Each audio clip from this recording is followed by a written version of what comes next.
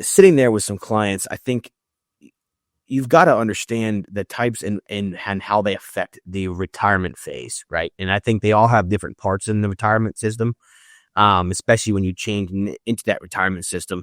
And Steve, I think, you see this the most, but things change, right?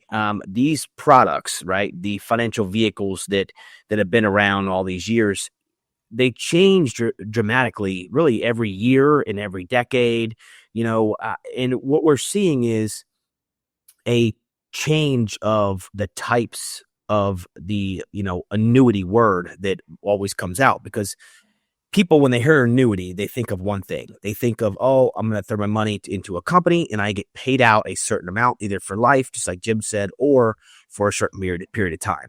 That's straight where their mind goes, right, Steve? So I think one of the biggest things to understand is now these things have evolved into, some really, really cool vehicles.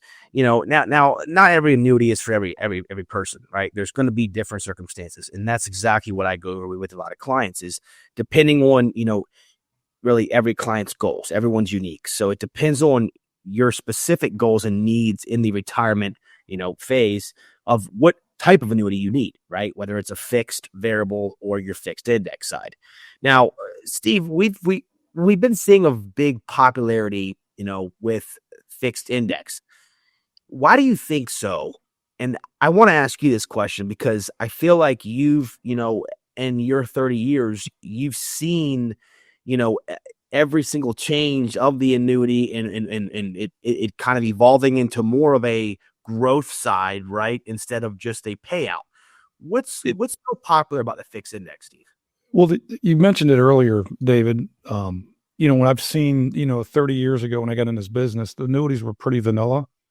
I mean, you had a fixed rate that was similar to a CD, had some tax benefits. If somebody wanted income, we had to put it into what's called a single premium immediate annuity, and they'd put a lump sum of money in and take a payout. And that kind of put some bad taste in people's mouths, especially the beneficiaries, when they came in on those type of accounts. And then, I think it was, might have been in 1996, sometime around then, they came out with these fixed index annuities. So they've been around a while.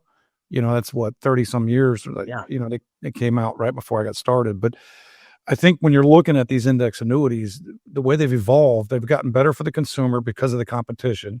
I mean, you mentioned there's 3,000 of them out, different types of annuities in the marketplace.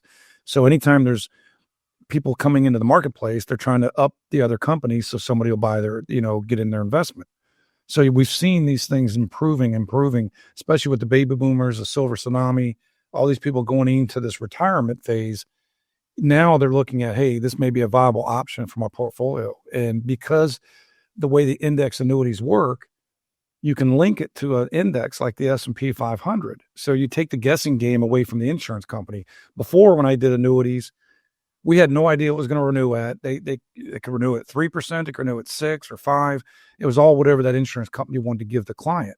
Well, now we can put it to a market driven like the S&P 500 index, and it takes the guessing game out. If the index goes up, the clients win. If the index goes down, they're protected on the downside. So I think that's the important part of these index annuities when it comes to accumulation, some growth, especially rolling into retirement.